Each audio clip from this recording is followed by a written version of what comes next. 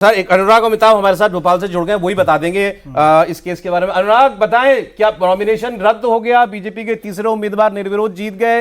ये क्या मामला था जिसके बेसिस पर ये निरस्त हुआ है उनका नॉमिनेशन?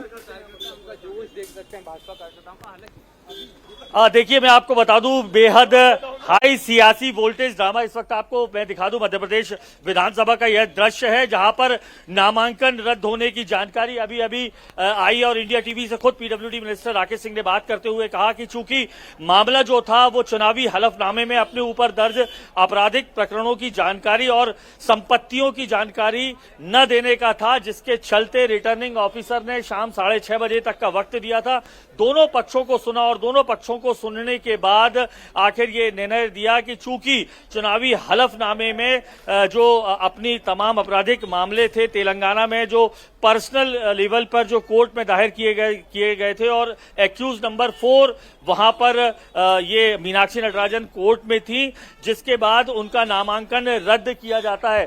तो अंदाजा लगाया जा सकता है कि इसके बाद जो है तीनों सीट पर जो है अप्रत्याशित रूप से बीजेपी के, और ये इस वक्त आपको मैं दिखाऊं कि रद्द होने के बाद तमाम बड़े दिग्गज नेता, चाहे कैलाश विजयवर्गीय हो, चाहे राकेश सिंह हो, तमाम जो बीजेपी थी वो मैदान में उतर चुकी थी। दूसरी तरफ से दिग्विजय सिंह समेत तमाम उमंग सिंगार, प्रदेश अध्यक्ष जीतू पटवारी मौजूद थे। एक बड़ा सियासी जो उलटफेर है, घटनाक्रम हुआ है, जिसके तहत जो सुबह से लगातार देख रहे थे हम माहौल की पूरी बीजेपी जो है कांग्रेस आरोप लगा रही थी कि कांग्रेस को एयरपोर्ट पे तकरीबन 4.5 घंटे रोका उस फ्लाइट में, जिसे बताया गया ये नेशनल इंटरनेशनली जाने के लिए बनी है, लोकल लेवल पे नहीं चल सकती है, लोकल रूट पे नहीं चलेगी, जिसके बाद 4.5 घंटे बाद उन्हें लोकल रूट पे उड़ने की अनुमति मिली। तस्वीरें भी साथ सामने आई जिसमें कांग्रेस विधायक लगातार दिखाई दिए प्लेन में जाते हुए। दूसरी तरफ दूसरा मोर्चा बीजेपी ने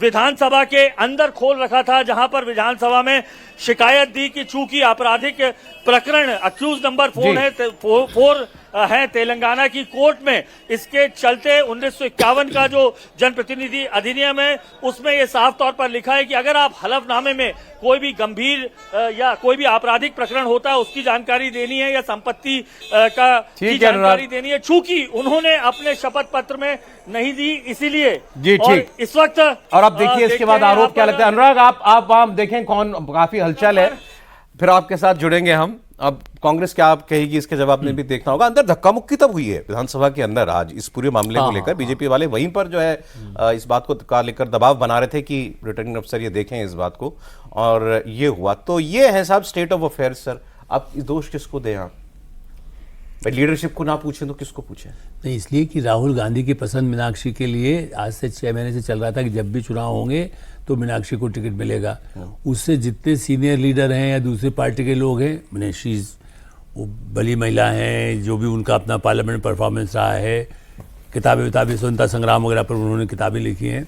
तो राहुल उनसे, मैंने आपको उस दिन कहा था उनको एनजीओ टाइप पसंद है, उन्होंने मीनाक्षी को पसंद किया। पॉलिटिकल लोगों की किसी सुनना नहीं है, कोई उनको सहायता के लिए भी। सबसे दुखद बात यह है कि मुझे नहीं मालूम इनका कौन नॉमिनेशन किया था, दिग्विजय सिंह और कमलनाथ के लिए विवेक तनखा ही सारा तैयार करते हैं।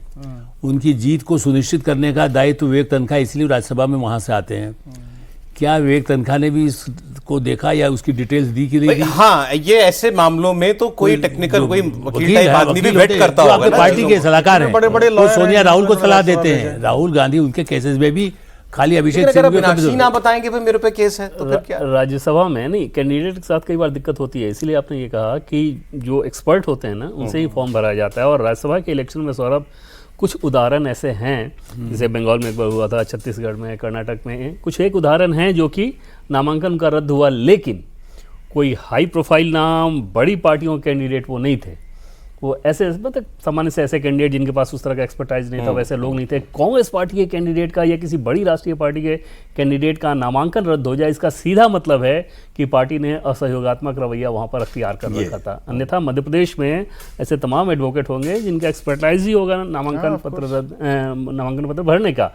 और क्योंकि दिग्विजय सिंह, कमलनाथ, इन लोगों ने कोई इंटरेस्ट नहीं दिखाया होगा, जो मीनाक्षी उनके पास तो नटराजन गई के थी, ग्रुप आपने होंगे। फोटो देखे, आपके चैनल में भी दिखाए गए अरे आज- थे। दिग्विजय सिंह के सामने बैठी हुई है मीनाक्षी, वहां वो भी गई। ठीक है, वो कौन सा चाह रहे होंगे दिल से किए जाए। हाँ, तो उस कंडीशन में फिर बाकी जो इनके इर्द गिर्द के लोग होंगे, उनको जिसको समझ में आएगा फॉर्म भरवाया, उन्होंने पूछा भी नहीं होगा।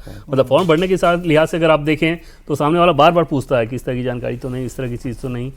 मीनाक्षी नटराजन भी मिस की होंगी। अच्छा, आज ही मैं एक लेख पढ़ रहा था, इसमें लिखा था कि ये सारे जितने राज्यसभा के कैंडिडेट कांग्रेस ने दिए हैं, ये सब राहुल गांधी के वीटो से आए हैं। मतलब किसी की और कोई चीज नहीं गई, ये राहुल गांधी के सब लोग हैं, उन्हीं लोगों को, चाहे मीनाक्षी नटराजन, जितने भी और लोगों को, पवन खेड़ा चक्रवर्ती ये हैं, सब पवन जीते खेड़ा हैं। है, सबको सब राहुल गांधी के कहने पे सबको मिला, उसमें से एक आदमी को आप नहीं जितवा पा रहे हो।